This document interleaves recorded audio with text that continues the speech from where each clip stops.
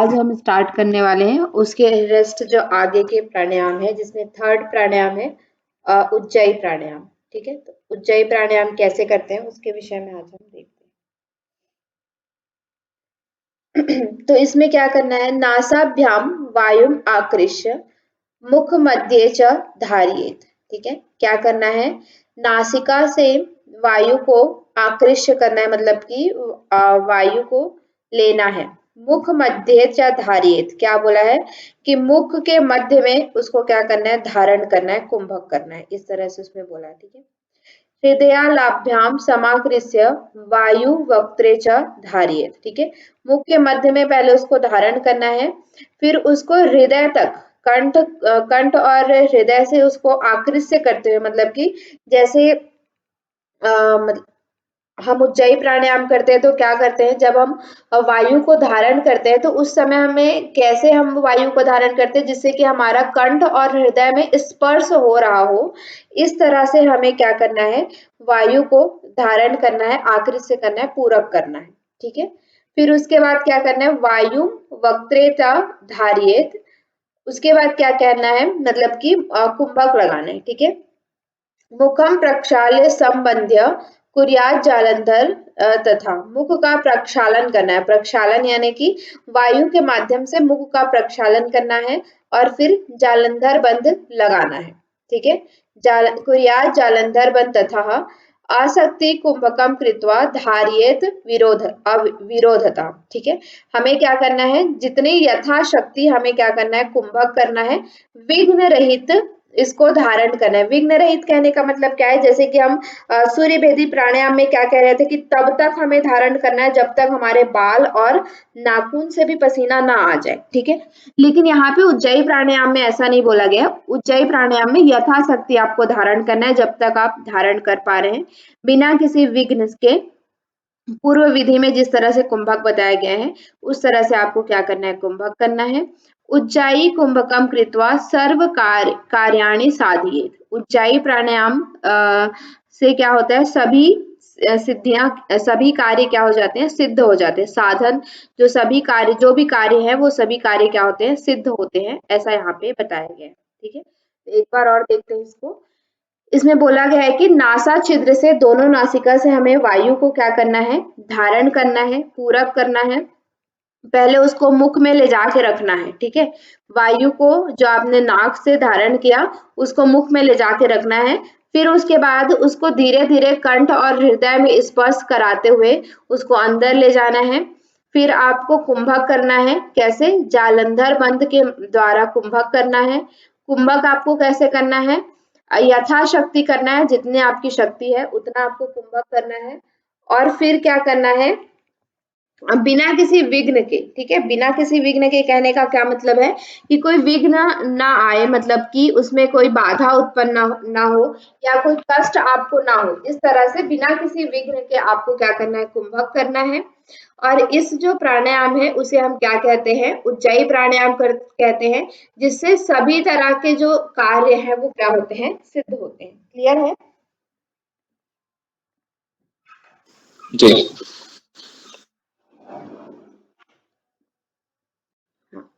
उसके बाद इसमें बताया गया है, न भवेत कफ रोगस्य क्रूर वायु अजीर्णकम। ठीक है, जब आप इस प्राणायाम को करते हैं तो ना आपको कफ रोग होता है और ना क्रूर वायु। क्रूर वायु मतलब कि क्या है, किसी भी वायु में क्रूरता नहीं होती। जैसे कि वायु क्रूर हो जाता है ना, मतलब गैस इत्यादि जो बनना। ठीक है, वायु जो हमारे अलग अलग, जैसे समान वायु है वो क्रूर हो जाता है, या अपान वायु क्रूर हो जाता है, तो कोष्ठबद्धता या फिर डायरिया इत्यादि जो है, या फिर अगर आपका प्राण वायु क्रूर हो जाता है तो क्या होता है कि कफ खांसी ये जो समस्या है, या फिर दमा इत्यादि की जो समस्या होती है, तो इस तरह से अलग अलग वायु के क्रूर होने से अलग अलग तरह की समस्या होती है। तो यहाँ पे कोई भी वायु जो है, कोई भी प्राण है वो क्रूर नहीं होता है, मतलब कि उसमें डिसबैलेंस नहीं होता है। एक तरह से कहें तो वो क्या होता है, सुचारू रूप से उसका, उन सभी प्राणों का कार्य चलता रहता है। और अजीर्ण की जो समस्या होती है उससे भी इसमें क्या होता है, उज्जाई प्राणायाम से निवारण होता है, अजीर्ण की समस्या। ठीक है, और क्या है, आम वाताशयाकाशो ज्वर प्लीहा न विद्यते। आम वात मतलब क्या है? एक बार मैंने आप लोग को बताया था, जिसमें क्या होता है, जैसे हम खाना खा लेते हैं बहुत ज्यादा और वो खाना पचता नहीं है, तो जिसकी वजह से क्या होता है, खट्टी ढकार आती है। ठीक है, एक अलग तरह का वायु हमारे पेट में क्या हो जाता है, उत्पन्न हो जाता है, जिसे हम क्या कहते हैं, आम वात कहते हैं। ठीक है, और क्या है, क्षय, जो नाक से खून निकलने वाली जो समस्या होती है। काश यानी कि क्या होता है, खांसी की जो समस्या होती है। ज्वर यानी कि फीवर जिसे हम कहते हैं, बुखार। प्लीहा यानी कि स्प्लीन संबंधित जो समस्या है, ये सभी समस्या क्या होते हैं, नहीं रहते हैं, मतलब कि इन सभी का निवारण हो जाता है। ठीक है, और क्या होता है, जरा मृत्यु विनाशनाय च उज्जाई साधये नरः। जरा और मृत्यु का क्या होता है, विनाश होता है, यानी कि मृत्यु और बुढ़ापा, और इसे हम क्या कहते हैं, उज्जाई कहते हैं। सभी नर को यानी कि सभी को इसकी साधना करनी चाहिए। क्लियर है? जी मैम। ठीक है, तो नेक्स्ट इसमें आता है शीतली प्राणायाम। अ, हमने कुछ कुछ जैसे देखे हैं प्राणायाम, तो उसी तरह से ही है, आपके हट प्रदीपिका के अकॉर्डिंग ही आपके प्राणायाम यहाँ पे बताए गए हैं। तो यहाँ पे नेक्स्ट आपका क्या है, कल हमने कंपेयर करके भी देखा था कि कौन कौन से प्राणायाम हट प्रदीपिका जैसे ही है, मतलब हट प्रदीपिका से संबंधित है। ठीक है, और कौन से दो प्राणायाम है जो इसमें अलग हैं, वो भी हमने कल देखा था। ठीक है, तो यहाँ पे शीतली प्राणायाम में क्या बोला गया है, सॉरी, शीतली प्राणायाम में बोला गया है, जीवा वायु आकृष्य च उदरे पूरिये शयने। ठीक है, कैसे हमें वायु का आकर्षण करना है, जीवा के माध्यम से वायु को हमें क्या करना है, धीरे धीरे लेना है, पूरक करना है जीवा के माध्यम से। ठीक है, अब यहाँ पे नहीं बताया कि जीवा को मोड़ के पाइप की तरह बनाना है, इस तरह से कुछ नहीं बताया है, बस इतना बोला है कि जीव के माध्यम से हमें क्या करना है, वायु को आकर्षण करना है। और क्या है, क्षणम च कुंभकम कृत्वा नासाभ्याम रेचयेत पुनः। ठीक है, और क्या करना है, क्षण भर हमें कुंभक करना है, थोड़े समय के लिए। ठीक है, क्षण भर हमें कुंभक करना है, और फिर क्या करना है, नासिका से उसका रेचन करना है। ठीक है, पहले क्या करना है, जीवा के माध्यम से हमें वायु को आकृष्ट करना है, यानी कि पूरक करना है। फिर क्षण भर हमें यहाँ पे देखिए, जैसे सूर्य भेदी प्राणायाम में क्या बोला था, लंबे समय तक कुंभक करने के लिए कहा गया था। ठीक है, उज्जाई प्राणायाम में यथाशक्ति कुंभक करने के लिए कहा गया था, लेकिन यहाँ पे क्या बोला है, क्षण भर कुंभक करना है, थोड़े ही समय के लिए आपको क्या करना है, कुंभक करना है। और फिर नासाभ्याम रेचेत, रेचन किससे करना है, नासिका से आपको क्या करना है, रेचन करना है। ठीक है, सर्वदा साधियेत योगी शीतली कुंभकम शुभम। ठीक है, इस जो शीतली कुंभक है, उसको सर्वदा, नित्य प्रति या हमेशा उसका साधन करना चाहिए, क्योंकि ये क्या है, शुभम है, यानी कि शुभ है, अच्छा है। और इससे क्या होता है, अजीर्णम कफ पित्तम च नैव तस्य प्रजायते। ठीक है, इससे क्या होता है, अजीर्ण की समस्या नहीं होती है, कफ की समस्या नहीं होती है, और किसकी समस्या नहीं होती है, कफ और पित्त की समस्या नहीं होती है। ठीक है, जो शीतली प्राणायाम करते हैं उनको अजीर्ण की समस्या नहीं होती है, कफ की समस्या नहीं होती है, और पित्त की समस्या नहीं होती है। ठीक है, अब देखिए यहाँ पे मोड़ के बताया गया है, लेकिन श्लोक में आपका जीभ को मोड़ना है या नहीं, इस तरह से नहीं बताया, बस जीभ से प्राण लेना है, ऐसा वहां पे बताया गया। ठीक है, फिर नेक्स्ट आपका आता है इसमें भस्त्रिका प्राणायाम। तो भस्त्रिका प्राणायाम कैसे करते हैं, भस्त्रिका लौह काराणाम यथा क्रमेण संभ्रमित। ठीक है, जैसे लोहार की धोकनी होती है, लोहार जैसे जल्दी जल्दी क्या करता है, धोकता है, उसी तरह से भस्त्रिका में हमें क्या करना है, यथा क्रमेण पूरक और रेचक हमें क्या करना है, जल्दी जल्दी लोहार की धोकनी के समान लेना है, क्रम पूर्वक पूरक करना है और रेचक करना है। तथा वायुं च नासाभ्याम उपाभ्याम चालयेत् सैने। ठीक है। नाक के द्वारा हमें क्या करना है, वायु का चालन करना है धीरे धीरे उदर तक हमें क्या करना है, पूरक करना है और क्या करना है, यहाँ पे देखिए छैने बोला है कि धीरे धीरे उदर तक हमें पूरक करना है और धीरे धीरे हमें रेचक करना है। दोनों ही क्रिया हमें करनी है, पूरक और रेचक की क्रिया धीरे धीरे हमें लोहार की धौकनी के समान पूरक करना है और रेचक करना है। ठीक है, दोनों क्रिया सॉरी। अब यहाँ पे बताया गया एवं वितस्तिवारम च कृत्वा कुर्यात् कुंभकम। ठीक है, अब देखिए जैसे हमने हट प्रदीपिका में पढ़ा था तो उसमें क्या बोला गया था कि जब तक आपको थकान ना हो जाए तब तक आपको इस तरह का कुंभक करते रहना है। ठीक है, जब तक आपको थकान ना हो जाए तब तक आपको पूरक और रेचक की प्रक्रिया जो है वो करते रहना है। लेकिन यहाँ पे कितनी बार बोला है, यहाँ पे डिफाइन कर दिया है कि केवल 20 बार आपको पूरक और रेचक की जो प्रक्रिया है उसको करनी है। ठीक है, 20 बार आपको पूरक और रेचक की प्रक्रिया करनी है। तदन्ते चालयेत वायु पूर्वोक्त च तथा विधि त्रिवारम साधये देनम भस्त्रिका कुंभकम सुधि। ठीक है, फिर क्या करना है, जब 20 बार हो जाए तो आपको धीरे धीरे क्या करना है, अपने जो श्वास है उसको क्या करना है, नॉर्मलाइज करना है। ठीक है, तदंते चालियेत वायु पूर्वोक्त चा यथा विधि। ठीक है, यथा विधि धीरे धीरे आपको क्या करना है, पूर्व की तरह चालन करना है। फिर क्या करना है, यही प्रक्रिया जो 20-20 बार की प्रक्रिया है वो कितनी बार करने को कहा गया है, त्रिवारम, यानी कि 3 बार आपको करना है। पहले 20 बार आपने पूरक रेचक किया, फिर थोड़ा रेस्ट किया, फिर 20 बार पूरक रेचक किया, फिर रेस्ट किया, फिर 20 बार पूरक रेचक किया। ठीक है, तो इस तरह से 3 बार आपको भस्त्रिका कुंभक को करना है। ठीक है, यहाँ पे इतना बताया गया।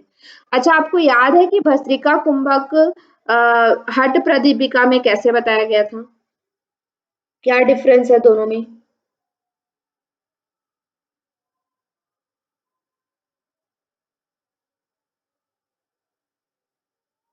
याद है क्या? याद नहीं आ रहा मुझे।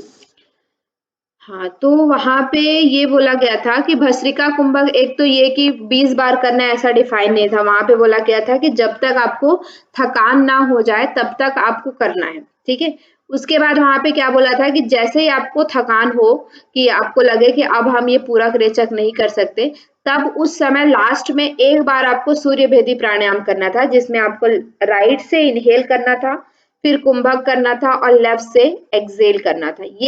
ये दोनों प्रक्रिया मिला के वहां पे भस्त्रिका प्राणायाम पूरा होता था। लेकिन यहाँ पे लास्ट में सूर्य भेदी प्राणायाम करने को नहीं बताया। ठीक है, तो ये डिफरेंस है यहाँ पे। एक तो वहां पे ये कि थकान होते तक हमें ये प्रक्रिया करनी थी पूरक रेचक की, और जैसे ही हम थक जाए तो एक बार लास्ट में सूर्य भेदी प्राणायाम करने को कहा गया था। लेकिन यहाँ पे केवल 20 बार करने को कहा गया है और उसके बाद कोई सूर्य भेदी प्राणायाम करने को नहीं कहा गया है। ठीक है, और ये प्रक्रिया हमें 20-20 बार की 3 बार दोहराने के लिए कहा गया है। ठीक है, तो बहुत डिफरेंस है इसमें हठ प्रदीपिका के भस्त्रिका से। आप देख पाएंगे वो हठ प्रदीपिका की जो भस्त्रिका है ना, वही आगे भी मतलब वो चलती है। जो घेरण संहिता की भस्त्रिका है उसको ज्यादा ऑथेंटिक नहीं माना जाता है। ठीक है, हठ प्रदीपिका की जो भस्त्रिका है वही आप आगे के टेक्स्ट में भी, जहां भी भस्त्रिका प्राणायाम से रिलेटेड चीजें आएंगी तो वहां पे वही चीज आपको देखने को मिलेगा विधि में। ठीक है, फिर यहाँ देखिए, और वहां पे क्या बोला गया था लाभ में कि भस्त्रिका प्राणायाम से कुंडलिनी जागरण होता है, ऐसा हठ प्रदीपिका में कहा गया था। ठीक है, लेकिन यहाँ पे कुंडलिनी के विषय में कोई बात नहीं की गई है। कुंडलिनी जागरण हठ प्रदीप घेरण संहिता में कौन से प्राणायाम से होता है, कौन से प्राणायाम से कुंडलिनी जागरण के विषय में बताया गया है घेरण संहिता के अकॉर्डिंग?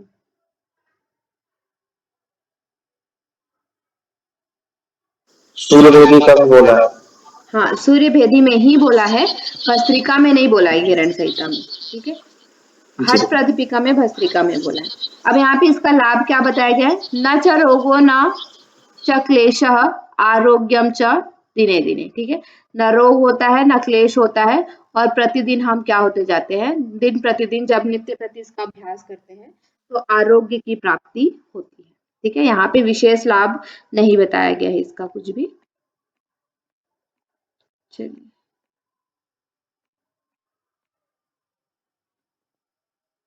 नेक्स्ट आपका आता है छठवां प्राणायाम जो है वो भ्रामरी प्राणायाम है।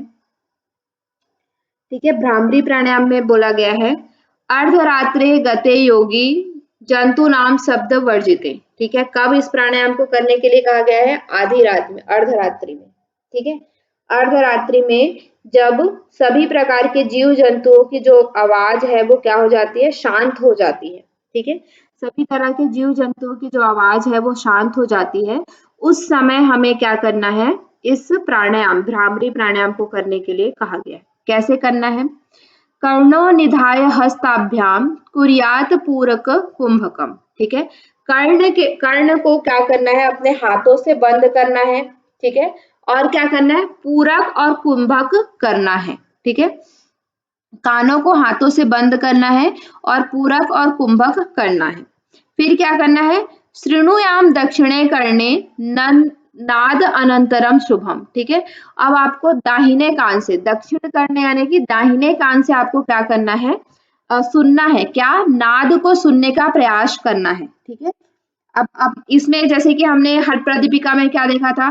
श्वास लेते समय भ्रमर की आवाज, श्वास छोड़ते समय भ्रमरी की आवाज हमें करना है। ठीक है, तो यहाँ पे घेरण संहिता में किसी भी तरह के आवाज आपको नहीं करना है, अंदर के आप आवाज को सुनने का प्रयास करना है। ठीक है, तो यहाँ पे क्या बोला गया? दक्षिण जो दाहिने कान है उससे आपको नाद सुनने का प्रयास करना है। ठीक है, कौन कौन से नाद? प्रथमम झिल्लिका नादम, पहले आपको क्या होगा? झिल्ली नाद। झिल्ली नाद यानी झिंगुर का जो नाद होता है। ठीक है, सुना है रात में आता है ना, झी करके बजता रहता है, उस तरह से झिंगुर का नाद जो होता है उसको सुनने का प्रयास करना है। फिर उसके बाद आपको क्या होगा? वंशी का जो नाद है वो सुनाई देगा। ठीक है, पहले झिंगुर का नाद सुनाई देगा, फिर वंशी का नाद सुनाई देगा, तथा परम। उसके बाद क्या है? मेघ झरझर भ्रमरी। फिर क्या है? मेघ की गर्जन जो आवाज होती है ना, मेघ जब बरसता है, बारिश होती है तो कैसे आवाज आती है? झरझर की जो आवाज आती है। और झरझर यानी कि सॉरी, मेघ की झरझर, जैसे बारिश होती है तो जो आवाज आती है। फिर क्या है? भ्रमरी, भ्रमर की जो गुंजन होती है, जो हम की साउंड जो करते हैं, उस तरह की आवाज आपको सुनाई देगी। फिर क्या है? घंटा, जो घंटी बजाते हैं, है ना, कांसे की जो घंटी होती है उसको बजाते हैं। घंटा कांस्य, कांस की जो घंटी होती है मंदिर इत्यादि में आपने देखा होगा, तो उसकी जो आवाज आती है उस तरह से आपको आवाज सुनाई देगा। फिर क्या है? तूरी, भेरी, मृदंग, मृदंग आदि नाद, नादक दुदुम्भी। ठीक है, तो क्या क्या नाद आपको सुनाई देगा? तूरी, तूरी यानी कि एक तरह का वाद्य यंत्र होता है, तुरही। भेरी भी एक तरह का वाद्य यंत्र होता है। ठीक है, मृदंग आपने देखा होगा, ढोल, मृदंग, उस तरह से। फिर क्या बोलते हैं? नगाड़े और दुदुम्भी। इस तरह से आपको क्या है? इन तरह के वाद्य यंत्रों के आवाज आपको क्या होगा? सुनाई देगा, ध्वनि आपको सुनाई देगी। ठीक है, एवं नाना विधो नादो जायन्ते नित्य अभ्यासता। जब आप नित्य प्रति इस तरह से आधी रात में उठ के, आधी रात में बैठ के क्या करेंगे? कान को बंद करके। ठीक है, कान को बंद करके जब जब सारे प्राणियों की आवाज बंद हो जाए, तब जब आप सुनने का प्रयास करेंगे तो आपको अनेकानेक नाद सुनाई देगा। पहले आपको क्या है? झिंगुर के नाद, फिर वंशी का, फिर मेघ के गर्जन का, फिर भ्रमरी का, घंटा जो कांस के घंटा होता है उसका, तूरी का, भेरी का, मृदंग का, ठीक है, नगाड़े, दुदुम्भी, इस तरह के अलग अलग वाद्य यंत्रों की आपको क्या है? नाद सुनाई देगी। यहाँ पे आपको भ्रामरी प्राणायाम करने का तात्पर्य ये नहीं है कि आप बैठ के मतलब कि भ्रमर की आवाज निकाल रहे हैं। ठीक है, यहाँ पे आपको अंदर में जो आपके नाद बज रहा है उसको सुनने का प्रयास करने के लिए घेरण संहिता में बताया गया है। ठीक है, एवं नाना विधि नादो जायते नित्य अभ्यासता। जब आप नित्य प्रति अभ्यास करते हैं तो आपको अनेक तरह। हाँ जी, आपने हैंड रेस किया है, बताइए। मतलब कि इसमें जैसे हम सिर्फ कानों को बंद करके दोनों उंगलियों से सिर्फ अंदर की ध्वनि को सुनना है, यस, इसमें बोलना नहीं है, ऐसा कुछ नहीं करना ना। नहीं नहीं, इसमें जो हम करते जो हैं अंदर वो नहीं इतने सारे करना। ध्वनि बताई, हाँ, इसमें जो ध्वनि बता रहे हैं कि इतने सारे में ये सब सुनाई देंगे, तो उसी को बंद करके सुनने का प्रयास करना है ना? जी, धीरे-धीरे मतलब आप नित्य प्रति जब आप अभ्यास करते जाएँगे, तो आपको अलग-अलग तरह के पहले झिल्ली का नाद, फिर बंसी का, फिर मेघ गर्जन, भ्रामरी, घंटा, अलग-अलग जैसे हमने उसमें पढ़ा था ना नादानुसंधान में, हठ जी, जी। प्रदीपिका में, है जी, ना? जी। तो जब हम हुँ, सूक्ष्म, स्थूल और अंतिम अवस्था तक जाते हैं, तो हमें अलग-अलग नाद सुनाई देता है। जैसा-जैसा हमारा प्रयास होता जाता है, जैसे-जैसे हमारी साधना होती जाती है, उसी तरह से हमें नाद सुनाई देता है। तो यहाँ पे भी क्या है, उसी तरह से आपको नाद सुनाई देगा, ठीक है? जैसे-जैसे आप प्रयास करते जाएँगे धीरे-धीरे, एक दिन में ही ये नाद तो सुनाई छोटे दे ये बच्चे कैसे करेंगे रात में 12 बजे? जी? सॉरी, आपकी आवाज़ कट रही है। मेरा मतलब ये छोटे बच्चों के जैसे छोटे बच्चे जो जिनको मतलब ये रात्रि में ही बोल रहा है, बच्चे रात में कैसे बच्चे? यहाँ पे योग के विषय में है ना? एक बच्चे योग साधना के विषय देखिए हुँ, मतलब जैसा आप कह रहे हैं कि अभी हम भ्रामरी छोटे बच्चों को कराना चाहिए, वो प्रैक्टिकल अलग चीज़ है, ठीक है? यहाँ पे योग साधना के विषय में बताया गया है, जो अच्छा। योग साधना करते थे पहले, है ना? तो उनके लिए। तो वो अभी तो हम जैसे प्राणायाम हाँ। करते हैं, तो उनको ऐसे ही करना है। जैसे हठ प्रदीपिका में मैंने बताया ना, हठ प्रदीपिका में क्या है, जैसा हम करते हैं, उसी तरह से बताया गया है कि आपको बैठ के उसी तरह से। सन्मुखी जी। मुद्रा लगाना है और भ्रमर और भ्रमरी की आवाज़ निकालना है। ठीक है? तो वहाँ पे अलग है और यहाँ पे टेक्स्ट में इसको नादानुसंधान के अलग साथ जोड़ दिया है। ठीक है? जैसे हम जी। हठ प्रदीपिका में 4th चैप्टर में ओह! नादानुसंधान पढ़ते थे, जिसमें अपने आप क्या है, आवाज़ सुनाई देता था, अंदर की आवाज़। तो इसको यहाँ पे भ्रामरी प्राणायाम को जी, नादानुसंधान के साथ जोड़ दिया है। ठीक है? तो ये अलग-अलर्ग टेक्स्ट जी। में अलग-अलग है, बाकी एज़ अ प्रैक्टिस के पर्पज़ से देखें तो जैसा हम करते हैं उसी तरह की प्रैक्टिस करनी चाहिए, ठीक है? और अर्धरात्रि ये सारी चीज़ें मतलब प्रैक्टिकल नहीं है, यहाँ पे अभी हम देखें तो। चलिए। जी, तो फिर यहाँ पे जब इस तरह के आपको नाद नित्य प्रति जब आप अभ्यास करेंगे तो अलग-अलग तरह के नाद आपको सुनाई देंगे। फिर क्या है अनाहतस्य शब्दस्य तस्य शब्द यो ध्वनि, ठीक है? अब यहाँ पे बताया गया है कि ध्वनि क्या होती है, ठीक है? ध्वनि क्या होती है? ध्वनि मतलब होता है जब शब्द शब्द मतलब क्या है हम जो बोल रहे हैं, ठीक है? ये सब क्या है शब्द है ना? मतलब कि जैसे हम जो भी बोलते हैं, वो सब क्या है? शब्द होता है और जो हम सुनते हैं, जितनी सारी चीज़ें ये सब हमें सुनाई दे रही हैं, वो सब क्या है? शब्द है और शब्द से क्या उत्पन्न होता है? ध्वनि उत्पन्न होता है। ध्वनि मतलब क्या होता है? जैसे शब्द जैसे मैं जो बोल रही हूँ, वो क्या है? शब्द है। इनका आपको कुछ अर्थ समझ में आ रहा है, ठीक है? ध्वनि मतलब क्या होता है? कोई भी ध्वनि जो हम बोलते हैं, ठीक है? वो सारी ध्वनियाँ होती हैं, जैसे कि हारमोनियम की ध्वनि ले लीजिए, ये झिंगुर की ध्वनि है, बंसी की ध्वनि है, ये सब क्या है ध्वनियाँ हैं, ठीक है? इनको हम शब्द नहीं कहेंगे, इनको हम क्या कहेंगे ध्वनि कहेंगे, जिनका कोई विशेष रूप से कोई अर्थ नहीं निकलता है कि इस ध्वनि का मेघ की ध्वनि का हम मेघ सुनेंगे तो हमें कुछ मतलब उसका अर्थ निकलेगा। अर्थ तो हम निकालेंगे कि मेघ की ध्वनि हो रही है, बारिश हो रही है ना? लेकिन एज़ सच जैसे उस ध्वनि को सुन के उस पर्टिकुलर ध्वनि का कोई अर्थ हम नहीं निकाल सकते। ठीक है? जैसे मैं बोल रही हूँ तो उसका शब्द आप ध्वनि ये भी एक ध्वनि आपके अंदर जा रही है, सुनाई दे रहा है, लेकिन इसका आपको एक मतलब समझ में आ रहा है कि मैं जो भी बोल रही हूँ उसका कोरिलेशन हो रहा है। लेकिन ध्वनि क्या होती है जैसे नगाड़े की ध्वनि होती है, वंशी की ध्वनि होती है, तो ये सब क्या है? एक ध्वनि है जिसका एज़ सच कोई इतना मीनिंग नहीं होता है, ठीक है? फिर ध्वनि से ज्योति एवं ज्योति में मन का क्या होता है? वास होता है। जैसे कि ध्वनि में क्या होती है? ज्योति उत्पन्न होती है, ठीक है? ध्वनि से हम ज्योति और ज्योति में ही क्या होता है? मन का वास होता है। देखिए इसको कैसे हम कोरिलेट कर सकते हैं? एक तो शब्द है, ठीक है? फिर आपका क्या आता है? ध्वनि आता है, फिर ध्वनि से आपका क्या आता है? ज्योति आता है, ठीक है? और ज्योति में क्या होता है? मन का वास होता है। मतलब देखिए रात में आप बैठ के किसी शब्द को सुन रहे हैं, तो उसमें आपको एक ध्वनि सुनाई दे रही है, ठीक है? जब आप उस ध्वनि में लगाएँगे मन को तो फिर क्या होगा? आपकी आत्म ज्योति जो है जिसे हम आज कठोपनिषद में भी पढ़ रहे थे कि हमारे शरीर में एक आत्मा है जो क्या है? ज्योति के समान वास करती है, ठीक है? तो उस ध्वनि में जब आप मन को लगाएँगे तो आपको क्या होगा? उस ज्योति का ज्ञान होगा, उस आत्मा का ज्ञान होगा।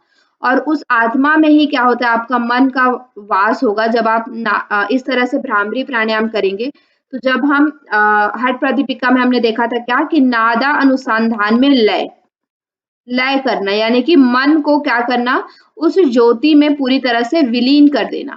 ठीक है, और जो हम भेद समझते हैं कि आत्मा परमात्मा अलग है, शरीर और आत्मा अलग है, तो उन इस तरह के ध्वनि में लय करके उस मन को उस ज्योति में, उस परमात्मा में क्या कर देना, विलीन कर देना, और उसमें आत्मा और परमात्मा की जो अलग अलग जो स्थिति है, ठीक है, उसको क्या कर देना, एक कर देना, लय कर देना। तो ये किसके माध्यम से हो सकता है, नादानुसंधान के माध्यम से हो सकता है। और यहाँ पे ये जो भ्रामरी प्राणायाम है वो नादानुसंधान के विषय में ही बताया गया है। क्लियर है?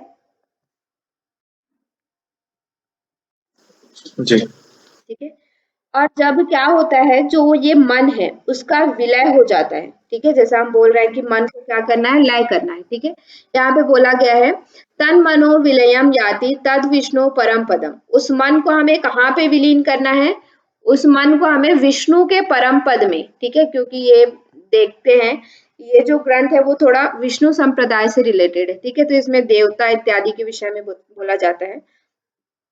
आपने देखा होगा अलग अलग प्राणायाम में भी ब्रह्मा विष्णु और रुद्र, हमने जब वो देखा था, क्या बोलते हैं, धारणा देखी थी, वहां पे भी ब्रह्मा विष्णु और रुद्र के विषय में बात की गई थी, है ना। तो यहाँ पे क्या बोला गया है कि उस जो परमात्मा में अपने मन को क्या कर देना, विलीन कर देना, उस विष्णु के परम पद में अपने मन को विलीन कर देना, मन को लगा देना, विलय कर देना। ठीक है, एवं भ्रामरी संसिद्धि समाधि सिद्धि मापनुयात।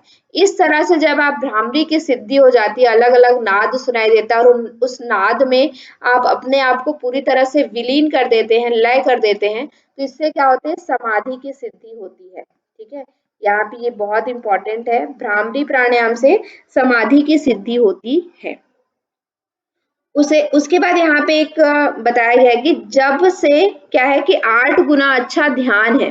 ठीक है, ध्यान से 8 गुना अच्छा तप है, और तप से 8 गुना अच्छा गान, गान मतलब कि नाद।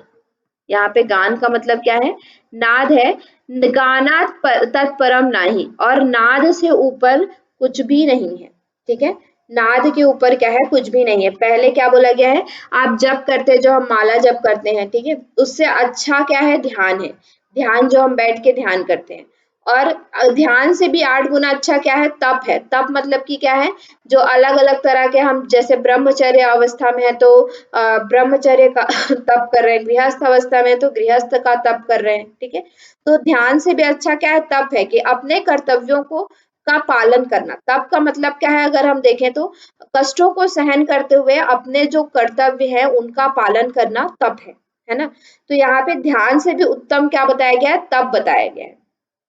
ठीक है, और तप से भी उत्तम क्या है, नाद को बताया गया है, गान को, और नाद से उत्तम कुछ भी नहीं है, ऐसा यहाँ पे बताया गया है। ठीक है, उससे सर्वोपरि, नाद से सर्वोपरि कुछ नहीं है, तो इसलिए यहाँ पे नाद से ही क्या है, भ्रामरी समाधि की सिद्धि होती है। ठीक है,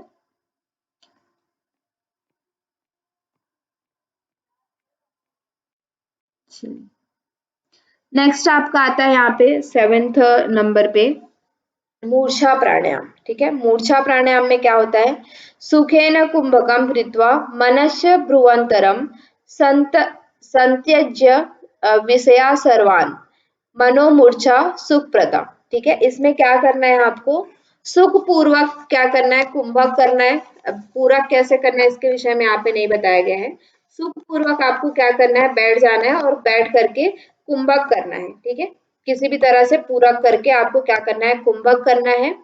और मन को कहाँ पे लगाना है, भ्रू अंतर, भ्रू अंतर यानी कि भ्रू मध्य में मन को लगाना है, यानी कि भ्रू मध्य में हमें ध्यान लगाना है, आज्ञा चक्र पर। और इस तरह से क्या करना है, संतज्य विषया सर्वान, सभी तरह के विषयों का त्याग करके। ठीक है, सभी तरह के विषय जो हमारे आंख बाहर की तरफ भागते हैं, कान बाहर की तरफ भागते हैं, उन सभी विषयों से मन को हटा करके हमें कहाँ पे रखना है, भ्रू मध्य में अपना ध्यान लगाना है। और इसे ही हम क्या कहते हैं, मनोमूर्छा कहते हैं, और ये क्या है, सुख देने वाला है। ठीक है, मन को सभी जगह से हटा करके भ्रू मध्य में एकत्रित करना या उसमें ध्यान लगाना मनोमूर्छा की अवस्था कही जाती है, कुंभक करके। ठीक है, आत्मनानि मनसो योगानंदो जायते ध्रुवम। ठीक है, और इससे क्या होता है, आत्मनानि यानी कि आत्मज्ञान होता है और क्या होता है, आनंदो जायते, आनंद की प्राप्ति होती है। जब आप मनोमूर्छा या मूर्छा प्राणायाम का अभ्यास करते हैं तो क्या होता है, आत्मा को जान पाते हैं और आनंद की प्राप्ति होती है। ठीक है, इस तरह से यहाँ पे बताया गया। नेक्स्ट और लास्ट हमारा जो प्राणायाम है, इसमें क्या है, केवली प्राणायाम। ये बहुत इंपॉर्टेंट प्राणायाम है। ठीक है, इससे बहुत सारे प्रश्न पूछे जाते हैं आपके केवली प्राणायाम से, बहुत सारे प्रश्न पूछे जाते हैं। यहाँ से सूर्य भेदी प्राणायाम से भी प्रश्न पूछे जाते हैं और आपका जो है सहित इत्यादि जो है उनसे भी प्रश्न पूछा जाता है। ठीक है, वैसे तो प्राणायाम प्रकरण ही बहुत इंपॉर्टेंट है, क्योंकि यहाँ पे जो आहार, नाड़ी शोधन, स्थान, काल इत्यादि हैं उनसे भी बहुत सारे प्रश्न पूछे जाते हैं। हठ प्रदीपिका का सॉरी घेरन संहिता का अगर हम लोग सबसे इम्पोर्टेंट चैप्टर देखें तो वो 5th चैप्टर है और यहाँ से बहुत सारे प्रश्न आपके पूछे जाते हैं। ठीक है, वैसे जो हमने देखा आपका यहाँ का जो षटकर्म है, षटकर्म का भी यहाँ पे बहुत डिटेल में वर्णन किया गया है ना, बहुत सारे षटकर्म, धोती के अंदर इतनी सारी धोती, वस्ती के अंदर इतनी सारी, इस तरह से मतलब अलग अलग तरह से इसको पूरा डिटेल में, तो वो चैप्टर्स भी बहुत इंपॉर्टेंट है। आपका 1st चैप्टर, 3rd चैप्टर, आपका 5th चैप्टर, ये सब बहुत इंपॉर्टेंट चैप्टर है घेरन संहिता से। ठीक है, वैसे अगर आप 5th यूनिट में पूरा देखें तो आपका हठ प्रदीपिका और घेरन संहिता बहुत इंपॉर्टेंट टेक्स्ट है। यहाँ से आपके 5-5 प्रश्न, 4 से 5 प्रश्न एक एक टेक्स्ट, 4 प्रश्न आपके हठ प्रदीपिका से, 4 प्रश्न घेरन संहिता से और उसके बाद 4 से 5 प्रश्न आपके अन्य ग्रंथ से आते हैं। तो टोटल मिला के अगर इसमें से देखा जाए तो 12 से 15 क्वेश्चन, कहीं कहीं तो 17 क्वेश्चन तक आपको देखने को मिलता है। ठीक है, तो 17 मतलब कि 34 नंबर, 15 भी देखे तो 30 नंबर का आपका प्रश्न जो है वो सॉल्व हो जाता है। ठीक है, और आप इन दोनों ग्रंथों को डिटेल में पढ़ते हैं ना तो आपको योग उपनिषद भी बहुत क्लियर हो जाता है, बहुत सारे जो उसके टर्म्स हैं, और आपके बाकी के 6 जो टेक्स्ट है वो भी क्लियर हो जाता है। ठीक है, तो आपके बहुत सारे प्रश्न यहाँ से मान के चलिए, आप इन 2 टेक्स्ट को ही पढ़ते हैं तो आपको 20 से 25 प्रश्न आप सॉल्व कर सकते हैं अपने पेपर का। ठीक है, तो बहुत इंपॉर्टेंट है। और 20 से 25 प्रश्न कहने का मतलब है आपका 25% 25% आपका मार्क्स आपके सेकंड पेपर का। ठीक है, तो बहुत इंपॉर्टेंट है, इन सबको ध्यान में लेते हुए रिवाइज करिए अभी से, अभी आपको टाइम है। ठीक है, तो चलिए अब हम लास्ट जो प्राणायाम है उसको हम देखते हैं, केवली प्राणायाम। केवली प्राणायाम में क्या है, हकारेण बहिर्याति, सकारेण सन विशेष पुनः, विशेषत पुनः मतलब क्या है, हकार जैसे आप श्वास लेते हैं, आप श्वास पर ध्यान लगाइए 1 मिनट के लिए अभी, सभी चीजों को छोड़ करके आंख बंद कीजिए, श्वास पे ध्यान लगाइए। ठीक है, और ध्यान लगाइए कि जब आप श्वास छोड़ रहे हैं तो कौन सी ध्वनि उत्पन्न हो रही है, श्वास ले रहे हैं तो कौन सी ध्वनि उत्पन्न हो रही है, और मुझे बताइए। 2 से 3 बार श्वास को ऑब्जर्व करिए कि श्वास छोड़ रहे हैं तो कौन सी ध्वनि उत्पन्न हो रही है और श्वास छोड़ रहे हैं तो कौन सी ध्वनि उत्पन्न हो रही है।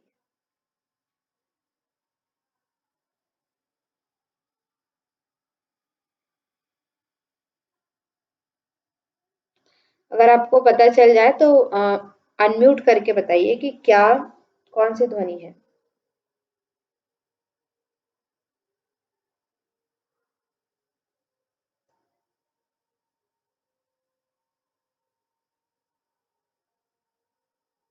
पता चल रहा है?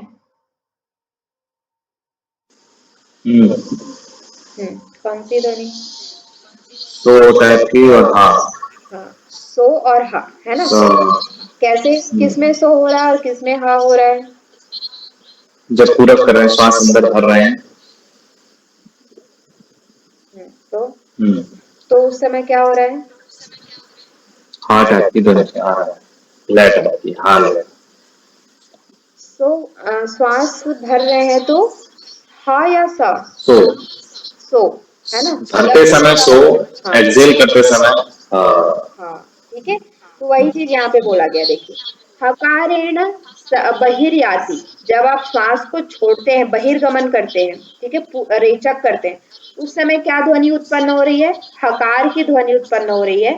सकारेण विशेष पुनः, और जब आप पूरक करते हैं, पुनः उसको लेते हैं, तो उस समय क्या कौन सी ध्वनि उत्पन्न हो रही है, सकार की ध्वनि उत्पन्न हो रही है। ठीक है, और ये पूरा चलता रहता है नित्य प्रति। जब भी आप देखेंगे तो ये हमेशा चलता रहता है ना। मतलब कि जैसे जैसे आप कर रहे हैं, हम नहीं भी मतलब कि ध्यान, अभी तो हमने ध्यान दिया तो हमें पता चला स और ह की ध्वनि चल रही है, लेकिन जब हम ध्यान नहीं भी देते हैं तो भी ये कंटिन्यू ये क्या करता रहता है, चलता रहता है।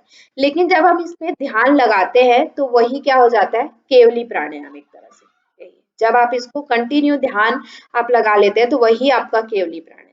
इसमें और भी आपको कुछ भी नहीं करना है, ठीक है, केवल अपने श्वास पर ध्यान लगाना है। तो अब इसको हम लोग देखते हैं क्या बोला गया यहाँ डिटेल में। बट सिंपल आप समझे तो केवली प्राणायाम का मतलब क्या है कि अभी हम अनकॉन्शियस ब्रीदिंग कर रहे हैं, हमें कुछ पता नहीं कि कौन सी ध्वनि उत्पन्न हो रही। लेकिन जो योगी होते हैं, ठीक है, जिनका केवली प्राणायाम सिद्ध होता है, उनका क्या रहता है कि वो नित्य प्रति, वो बैठे हैं, आपसे बात कर रहे हैं, चल रहे हैं, फिर रहे हैं, सो रहे हैं, कुछ भी कर रहे हैं, उस समय भी उन लोग का ध्यान कहाँ पे रहता है, श्वास पे रहता है। और नित्य प्रति मतलब कि 24 घंटे वो अपने श्वास पर पूरा कॉन्सेंट्रेशन होता है उनका, ठीक है। सा और हम की जो सो और हम की जो ध्वनि है, उसका ध्यान वो 24 घंटे कंटिन्यू करते रहते हैं। वही क्या है, केवली प्राणायाम है। सिंपली अगर आप इसको समझे तो, ठीक है। तो अब देखते हैं कि इसमें और क्या है डिटेल में। तो क्या है, हकारेण बहिर्याति सकारेण विशेष पुनः। जब हम रेचक करते हैं उस समय हकार की ध्वनि आती है, और जब हम उसे पुनः पूरक करते हैं, लेते हैं, तो उस समय कौन सी ध्वनि आती है, सकार या फिर सो की ध्वनि उत्पन्न होती है, ठीक है। सट सतानी दिवारात्र सहस्त्राण्येक विंशति, सहस्त्राण्ये एक विंशति, ठीक है। कितना कितना करते हैं, सट सटानी यानी कि 600, दिवारात्रो दिन और रात में 600, और क्या है, सहस्त्राण्येक विंशति, ठीक है। सहस्त्राण्य एक विंशति, एक विंशति यानी कि 21, विंशति मतलब 20, एक यानी कि एक, ठीक है। तो एक विंशति यानी कि कितना होगा, 21 सहस्त्र यानी कि 21,000, 21,000 और 600 को प्लस करेंगे तो कितना होगा, 21,600 बार हम दिन और रात में, एक दिन और एक रात में कितनी बार इसका जप करते हैं, 21,600 बार, ठीक है।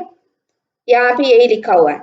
जैसे हम इसको मेडिकल साइंस में भी देखते हैं तो क्या होता है, 1 मिनट में हम कितनी बार सांस लेते हैं, ऑन एन एवरेज 15 बार लेते हैं, ठीक है, 1 मिनट में 15 बार, है ना। और फिर इसका क्या होता है, ये 1 मिनट में, तो 60 मिनट में कितनी बार लेते हैं, मतलब 1 घंटे में 15 छक्का 90, ठीक है। 60 मिनट में हम कितनी बार ले रहे हैं, 1 घंटे में 90 बार। और हमारे पास टोटल कितने हैं, 24 घंटे, है ना। तो अगर हम इसको देखें तो ये कितना होगा, 24 निया कितना होता है, 216। मतलब कि अगर हम इसको मिनट के हिसाब से देखें तो ये कितना है, 21,600 बार हम क्या करते हैं, दिन में सांस लेते हैं। मेडिकल साइंस भी यही कहता है ना।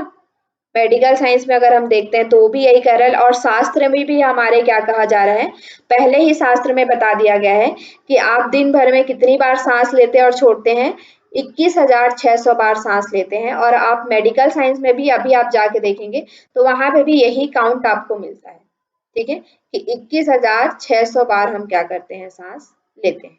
क्लियर है ना। तो यही चीज यहाँ पे बोला जा रहा है, 21,600 बार हम सांस लेते हैं दिन और रात में, मतलब 24 घंटे में। दिन और रात कहने का मतलब क्या है, 24 घंटे में हम 21,600 बार सांस लेते हैं, ठीक है। फिर इसमें बताया गया है, अजपा नाम गायत्री जीवो जपति सर्वदा। मतलब कि ये जो अजपा, इसी को क्या कहा जाता है, जो हम हकार और सकार की ध्वनि जो हो रही है, ठीक है, श्वास के माध्यम से, जो श्वास लेते समय सो की ध्वनि और सांस छोड़ते समय हम की ध्वनि, इसे सोहम जब भी कहते हैं, ठीक है। इसी को जो हम आप देखते होंगे सोहम जब भी कहते हैं, इसी को अजपा जब भी कहते हैं, या इसी को अजपा गायत्री भी कहते हैं, ठीक है। इसी का अन्य नाम क्या है, अजपा गायत्री भी है, या अजपा जब भी इसको कहा जाता है, इसी को सोहम कहा जाता है, ठीक है। तो ये जो अजपा गायत्री है, उसका जप जो जीव है वो नित्य प्रति सर्वदा वो क्या है, अब पूरे दिन में वो करता रहता है, ठीक है। हम क्या है, अनकॉन्शियसली करते हैं, मतलब कि ये श्वास लेने और छोड़ने की प्रक्रिया जो है वो अनकॉन्शियसली हम करते रहते हैं, इस पे हमें हमारा ध्यान नहीं होता है। लेकिन जो योगी होते हैं उनका ध्यान होता है उनपे, ठीक है। अब वो बैठे हैं, आपसे बात भी कर रहे हैं, तो भी उनका सोहम जो जप चल रहा है उन पे ध्यान रहता है। ठीक है। उसके बाद क्या है, मूलाधारे यथा हंस तथा ही हृदयी पंकजे। ठीक है। क्या करना है आपको इसमें, मूलाधार मतलब कि क्या है, मूलाधार हमारा जो चक्र है, ठीक है, वहां से, और कौन सा है, हृदय, हृदय सॉरी हृदय पंकज यानी कि हृदय पंकज यानी कि हृदय कमल। ठीक है। तीन यहाँ पे बताया गया है, मूलाधार यानी कि मूलाधार चक्र, हृदय पंकज यानी कि हृदय कमल, तथा नासापुट द्वये त्रिभी हर्ष समागम। ठीक है। कौन कौन किसका किसका हमें समागम करना है, मूलाधार का, हृदय चक्र का और नासापुट का। दोनों जो आपके नासिका हैं, नासापुट है, उनका समागम करके हमें क्या करना चाहिए, ये जो हंस जप है, हंस यानी कि इसी को सोहम, अगर इसको आप हा सा बोलते हैं तो हंस, अगर उल्टा बोलते हैं तो ये क्या है, सोहम। देखिए यहाँ पे एक और चीज आता है, या शायद यहाँ पे लिखा भी होगा, तो उसको हम देखेंगे, लिखा होगा उस समय। ठीक है। तो ये जो हंस जप है उसको हमें करते समय कौन कौन तीन तीन हमारे अंग हैं उनका लेना चाहिए। पहला क्या है, मूलाधार चक्र का, ठीक है, और कौन सा, हृदय चक्र का, और क्या है, नासापुट, जो आपकी नासिका है, उन तीनों के समागम के साथ इसको करना चाहिए। ठीक है। मतलब कि जब आप श्वास ले रहे हैं तो उसको क्या करना है, मूलाधार चक्र तक, जैसे हमने इसके प्रीवियस में भी बहुत बार पढ़ा है कि जब आप श्वास लेते हैं फिर उसके बाद क्या करना है कि मूलाधार चक्र में जो अपान वायु है उसे उठा करके आपको ऊपर लाना है, और जो हृदय कमल में जो आपकी प्राण वायु है उसे नीचे की तरफ अधोगति करके तीन जो प्राण है उनको मिलाना है ना, इस तरह से हम पढ़ते हैं। तो यहाँ पे भी क्या बताया गया है कि उन तीनों को आपको करना है, मूलाधार, और मूलाधार में जो अपान वायु है, हृदय कमल में जो प्राण वायु है, और जो आप बाहर से नासिका के द्वारा बाहर से जो प्राण वायु ले रहे हैं, इन तीनों को मिला करके, इन तीनों का समागम करके आपको हंस जप का अभ्यास करना है। ठीक है। फिर क्या बोला गया है, यहाँ पे अलग अलग बताया गया कि जैसे आप श्वास को छोड़ते हैं, है ना, तो जब आप श्वास छोड़ेंगे, आप अपने उंगलियों को रख के देखेंगे, तो जब आप नॉर्मल स्थिति में बैठे हैं, अभी जैसे हम नॉर्मल स्थिति में बैठे हैं, कुछ भी बोल नहीं रहे हैं, तो हमारा जो श्वास होता है वो आपको 12 अंगुल तक ही महसूस होगा। ठीक है। आप अपने नाक से 12 अंगुल बाहर की तरफ हाथ को रख के देखिए, उसके बाहर रखेंगे तो आपको श्वास का जो फ्लो है वो आपको महसूस नहीं होगा। ठीक है। 12 अंगुल तक आपको क्या होता है, महसूस होता है। ठीक है। इस तरह से यहाँ पे अलग अलग चीजों के लिए अलग अलग बताया गया है, वो हम देखते हैं। सणवाप्य अंगुली मानम शरीर कर्म रूपकम। ठीक है। जब आप अपने पूरे शरीर को अपने ही उंगलियों से नापेंगे तो कितना होगा, सणवाप्य अंगुली यानी कि 96 अंगुल। ठीक है। 96 अंगुल, आपकी पूरी शरीर आपके उंगलियों से जब आप नापेंगे तो वो कितना है, 96 अंगुल के समान है। ठीक है। पूरे शरीर को आप जब नापेंगे तो, ठीक है। यहाँ पे क्या है, देहात बहिर्गतो वायु स्वभावतः द्वादश अंगुली। ठीक है। जब आप स्वाभाविक रूप से बैठे हैं, कोई कार्य इत्यादि नहीं कर रहे हैं, तो उस समय स्वाभाविक रूप से आपकी जो बाहर जाती हुई ध्वनि है, जब आप हम की ध्वनि निकालते हुए बाहर अपने श्वास को छोड़ते हैं, तो उस समय क्या होता है कि 12 अंगुल तक ही आपका जो श्वास है वो बाहर निकलता है। ठीक है। उसके बाद आपको महसूस नहीं होगा, आप अभी भी करके इसको देख सकते हैं, एक बार महसूस करिए। लंबी गहरी सांस लीजिए और अपने हाथ को लगभग 10 से 12 अंगुल बाहर की तरफ रखिए और श्वास को छोड़िए, आपको महसूस होगा 12 अंगुल तक। ठीक है। उसके बाद आप रखेंगे तो आपको महसूस नहीं होगा कि श्वास कहाँ जा रही है, ये आपको महसूस नहीं हो पाएगा। ठीक है। तो जब आप स्वाभाविक स्थिति में बैठे होते हैं तो क्या होता है कि 12 अंगुल तक आपकी जो वायु है वो बाहर की तरफ जाती है। ठीक है। लेकिन आप जब गायन कर रहे होते हैं, ठीक है, जब आप गायन कर रहे होते हैं तो क्या होते हैं, षोडश अंगुलियों, जब आप गायन करते हैं, गाना गाते हैं, उस समय क्या होता है, 16 अंगुल बाहर की तरफ जाती है। ठीक है। गाना गाते समय हमारी जो वायु है वो कितने अंगुल बाहर की तरफ जाती है, 16 अंगुल तक आपको महसूस होगा। और जब आप भोजन करेंगे तो क्या होगा, वितस्तीस तथा 20 अंगुल तक। जब आप भोजन कर रहे हैं उस समय आपको वायु कहाँ तक है, 20 अंगुल तक महसूस होगा। ठीक है, फिर क्या है, चतुर्विंशाद अंगुली पंथे। जब आप पंथे यानी कि गति कर रहे हैं या फिर चल रहे हैं उस समय क्या है, 24 अंगुल तक आपको महसूस होगा। ठीक है, निद्रया त्रिंशद अंगुली। जब आप सो रहे हैं उस समय कितने अंगुल तक महसूस होता है, 30 अंगुल तक। ठीक है, जब आप निद्रा की अवस्था में होते हैं तब हमारा जो वायु है वो कितने अंगुल तक बाहर जाता है, 30 अंगुल तक बाहर जाता है। ठीक है, मैथुने मैथुने षड षड त्रिंशत युक्तम। जब मैथुन इत्यादि क्रिया करते हैं उस समय क्या है कि 36 अंगुल तक बाहर जाता है। जो वायु की गति है वो क्या है, 36 अंगुल तक बाहर जाती है। और जब हम व्यामे च ततो अधिकम, जब हम व्यायाम एक्सरसाइज करते हैं, व्यायाम करते हैं उस समय क्या है, 36 अंगुल से भी ज्यादा, उससे भी ज्यादा हमारी वायु को हम बाहर तक अनुभव कर सकते हैं। ठीक है, तो ये चीज समझ में आई, यहाँ से पूछा जाता है। मेनली आपका ये 12 अंगुल वाला इम्पोर्टेंट है। जब हम देह आपका स्वाभाविक स्थिति में बैठे होते हैं तो हमारी श्वास कितने अंगुल तक बाहर जाती है, 12 अंगुल तक बाहर जाती है। जब हम गायन क्रिया करते हैं उस समय 16 अंगुल तक। जब भोजन करते हैं तो 20 अंगुल तक। और जब चलते हैं, यात्रा करते हैं उस समय 24 अंगुल तक। ठीक है, चलते हैं पैदल तो। और जब सोते हैं तो 30 अंगुल तक। और जब मैथुन क्रिया करते हैं तो 36 अंगुल तक। और व्यायाम करते हैं तो उससे भी अधिक महसूस आप कर सकते हैं। ठीक है, तो यहाँ पे बोला गया है स्वभावे यस्य गतेर न्यूने परम वायु प्रवर्तते। मतलब कि क्या है, ये स्वाभाविक रूप से जो प्राण की गति जो है वो जितनी अधिक होगी, मतलब कि 12 अंगुल तो स्वाभाविक रूप से है, लेकिन जितना अधिक होगा, जितना ज्यादा होगा, उतना ही क्या होगा, आपकी वायु जो है वो क्षीण होगी। ठीक है, क्षय होगी। मतलब कि जैसा कि कहते हैं कि मैथुन आदि क्रिया जो ज्यादा करते हैं उनकी आयु क्या होती है, कम होती है। ठीक है, क्योंकि इनकी वायु की गति जो है वो क्या है, मतलब कि ज्यादा होती है। निद्रा में भी आप देख रहे हैं कि निद्रा कर रहे हैं उस समय भी क्या हो रहा है कि 30 तक जो वायु की गति है वो कहाँ तक जा रही है, 30 अंगुल बाहर की तरफ जा रही है। ठीक है, तो जो लोग ज्यादा सोते हैं उनकी भी आयु क्या होती है, क्षय होती है। तो इस तरह से यहाँ पे बताया गया है कि जितनी ज्यादा आपकी वायु की गति बाहर की तरफ होगी उतना ज्यादा आपका क्या होगा, जो वायु है वो, सॉरी, जो आयु है वो क्षय होगा। ठीक है, और यहाँ पे क्या है, स्वाभाविक रूप से जितनी गति न्यून होगी, मतलब जितना कम होगा, मतलब कि 12 अंगुल है, 12 अंगुल से भी कम होगा, उससे भी कम होगा, तो आपकी वायु क्या हो, आयु जो है वो क्या होगी, वर्ध्यते यानी कि बढ़ेगी। ठीक है, जितना हमारे श्वास की गति है वो बाहर की तरफ कम होगी उतना ज्यादा हमारा आयु जो है वो क्या है, बढ़ेगा। ठीक है, आयु क्षये अधिका प्रोक्ता मारुते च अंतर्गते। ठीक है, मतलब कि यहाँ पे वही वाइस वर्सा में बताया जा रहा है, जितना आपका वायु की जो गति है वो कम होगी तो आयु बढ़ेगी, जो वायु की गति है ज्यादा होगी तो आयु क्या होगा, क्षय होगा। ठीक है, क्लियर है यहाँ तक? जी क्लियर।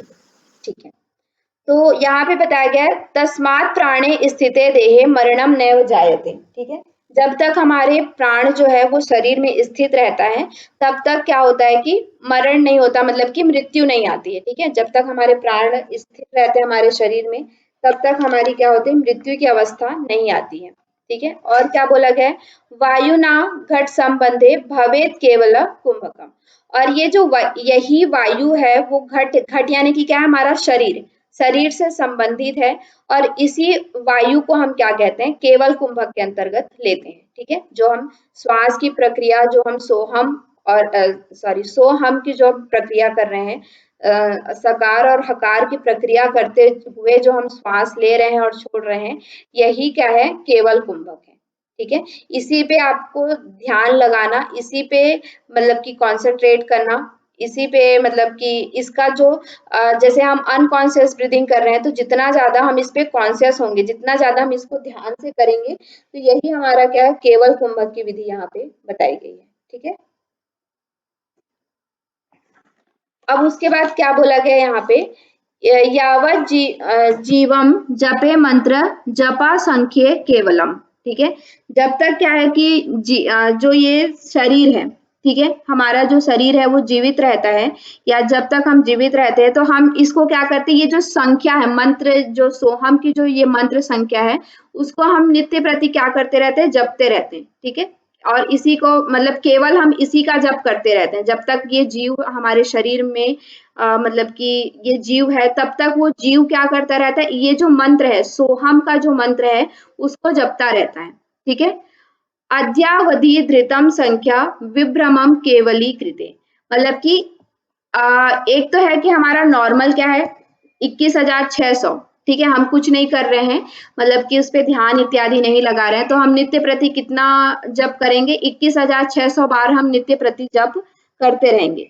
लेकिन ये जो अवधि है, इसमें संख्या में विभ्रम करना, यानी कि संख्या में हेर फेर हम कैसे कर सकते हैं, केवली जो कुंभक है उसके माध्यम से कर सकते हैं। ठीक है, मतलब कि जैसे आप नॉर्मल है, अभी हम ध्यान नहीं कर रहे हैं, अनकॉन्शियस ब्रीथिंग कर रहे हैं, तो दिन में मतलब 24 घंटे में हम कितनी बार जप करेंगे, 21,600 बार जप करेंगे।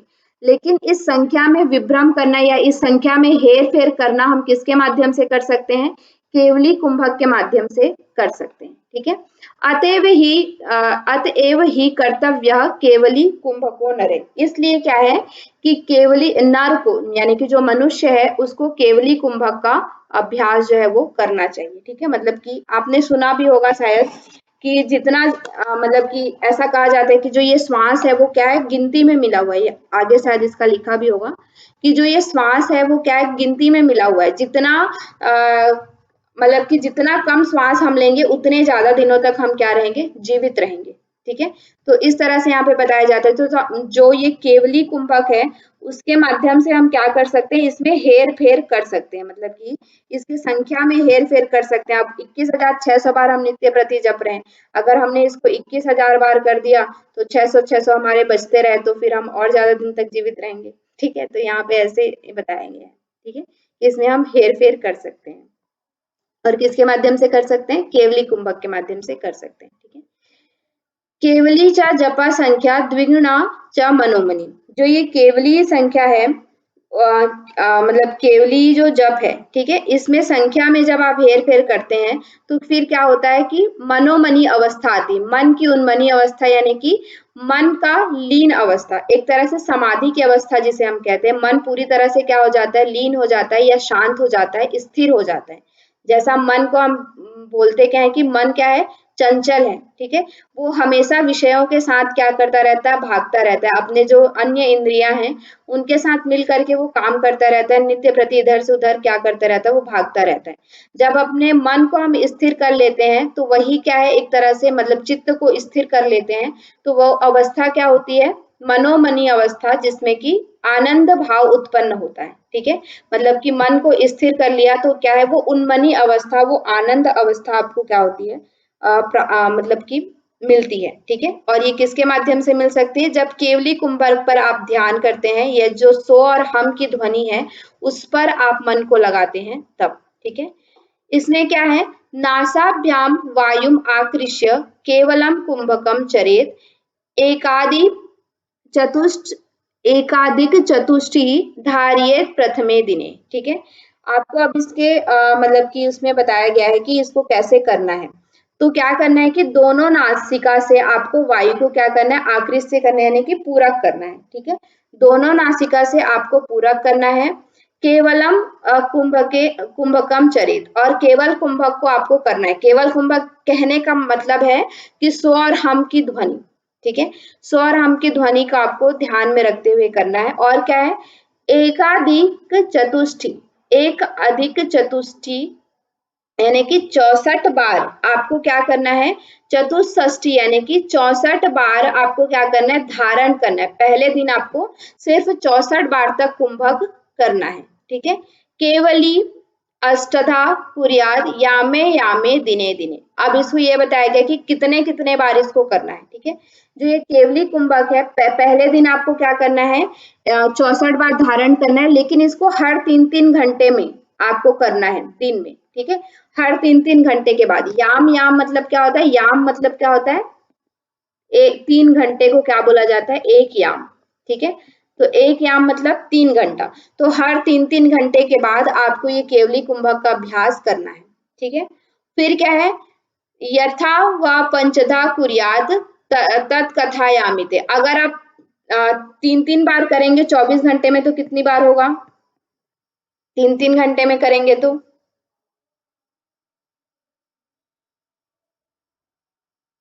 कितनी बार होगा? अष्टधा 8 बार। 8 बार है ना? अगर हम दिन में 3-3 घंटे में करते हैं तो कितनी बार होगा? 8 बार। लेकिन मान लीजिए अगर आप अथवा यानी कि अगर आप 8 बार नहीं कर पा रहे हैं तो कितनी बार करना है? 5 बार। ठीक है, पंचधा कुर्यात तथा कथयामि ते। अगर आप 8 बार नहीं कर पा रहे हैं तो 5 बार आपको करना है। कौन कौन से समय में करना है? प्रातः मध्याह्न सायं मध्य रात्रे चतुर्थके। ठीक है, कब कब करना है? प्रातः में, मध्याह्न में, शाम में, मध्य रात्रि में और रात्रि का अंतिम प्रहर में। ठीक है, चतुर्थके यानी कि रात्रि का अंतिम प्रहर में आपको इसको 5 बार तो करना है। ठीक है, अगर आप 5 बार भी नहीं कर सकते हैं तो कितनी बार करना है? त्रिसंध्याम अथवा। अगर आप 5 बार भी नहीं कर पा रहे हैं तो कितनी बार करना है? त्रिसंध्या, 3 बार करना है। हाँ बताइए, आपने हैंड रेज किया है। मतलब ये जो 5 बार 8 बार तो 3 बार, इसमें जो 60 टाइम करना है, नहीं नहीं नहीं, तो इसमें नासिका में मतलब श्वास भर के कुंभक करना है। हाँ श्वास भरना है 64 टाइम। देखिए, एक 64 टाइम कुंभक करना। हाँ, पहले क्या करना है? सो की ध्वनि करते हुए आप क्या करेंगे? श्वास को लेंगे। ठीक है, सो श्वास की धरा, ध्वनि करते हैं। फिर कुंभक किया, फिर 64 बार तक कुंभक करेंगे। फिर उसके बाद 64 बार मतलब कि जितनी मतलब जितनी हमारी शक्ति है, क्षमता है, उतनी देर तक हमने रोका और हम के साथ उसको एक्सेल कर दिया। 64 मात्रा तक आपको रोकना है। 64 मात्रा जो आपने मारा, मतलब ताकत घुटनों के एक तरफ राउंड करना है तो चुटकी भागना एक हो गया। हाँ, वैसे मतलब कि 1 मिनट 64 मतलब 1 मिनट 4 सेकंड करना।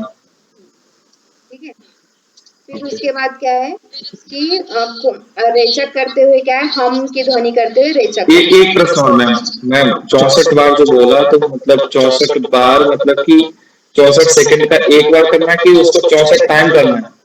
नहीं, एक बार, पहले दिन एक बार करना है। एक बार करना है, परंतु उसको 3-3 घंटे में करना है। हाँ, 3-3 घंटे। किसके टेक पर? पहले 3-3 घंटे में 64 बार 64 सेकंड करना है, ऐसे समझ। मतलब एक बार करना है 3-3 घंटे में, एक बार पूरा कुंभक रेचक। ठीक है, नहीं समझ में आया।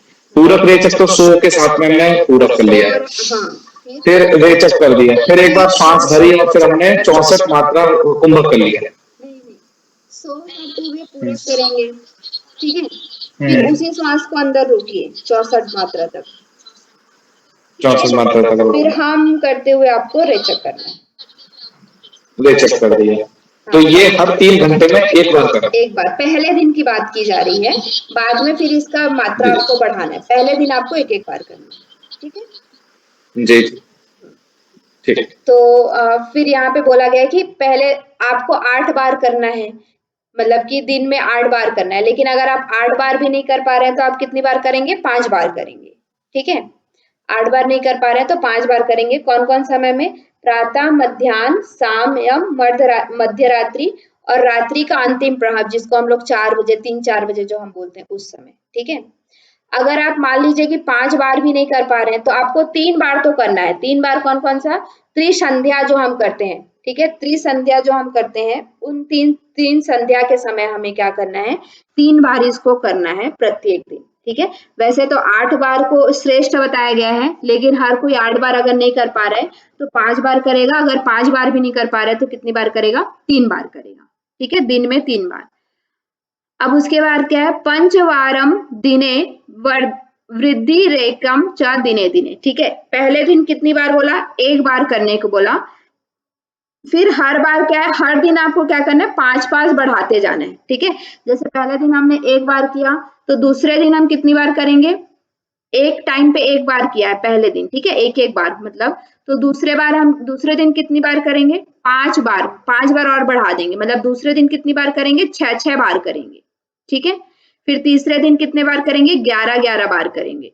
फिर चौथे दिन कितनी बार करेंगे, 16 बार करेंगे। समझ में आ रहा है ना ये, प्रत्येक दिन आपको 5 मतलब 16 बार करने का भाव मतलब 16 मिनट वो कुंभक हो जाएगा। हाँ, तो वैसे ही उम्र मतलब 21,600 जो है मात्रा हो रही है उसमें 15,000 ही आ जाएगा, तो इसीलिए हमारे ऋषि मुनि 200 साल जीते थे। ठीक है, मतलब ये तो 3 दिन का है, अब वो और बढ़ाते बढ़ाते होगा कि वो 25-30 बार कर लेते होंगे, 50 जी बार जी, कर मतलब वो कम से कम सांस लेते लेते होंगे, ज्यादा से ज्यादा कुंभक करते होंगे, तो इस वजह से उनका वो Yes. आयु बढ़ जाती है। हाँ, ठीक है, तो ऐसे यहाँ पे बताया गया है ना। फिर क्या बोला, अजपा परिणामम च यावत सिद्धि प्रजायते। अजपा का परिणाम क्या है, यावत सिद्धि यानी कि आयु के सिद्धि आपको मिलती है, ठीक है। और क्या है, प्राणायामम केवली च तदा वदति योगविद। ये जो केवली प्राणायाम है वो योग के जानकार जो हैं, योगविद यानी कि योग के जानकार जो हैं वो इनके बारे में बताते हैं केवली प्राणायाम के विषय में। केवली कुंभके सिद्धे किम न सिद्ध्यति भूतले। अगर आपने केवली कुंभक को सिद्ध कर लिया तो इस भूतल में ऐसी कोई भी चीज नहीं है जिसपे आप सिद्धि प्राप्त नहीं कर सकते, ठीक है, मतलब कि सर्व सिद्धि उसको मिल जाती है जिसने केवली कुंभक को सिद्ध कर लिया है, ठीक है, क्लियर। जी ये है आपका लास्ट यहाँ पे केवली कुंभक था। आपका 5th यूनिट जो है, सॉरी 5th चैप्टर जो है वो कंप्लीट हो गया है। इसके बाद 6 और 7 चैप्टर है, मतलब कि ध्यान और समाधि प्रकरण, ये आपका हम नेक्स्ट क्लास में देखेंगे।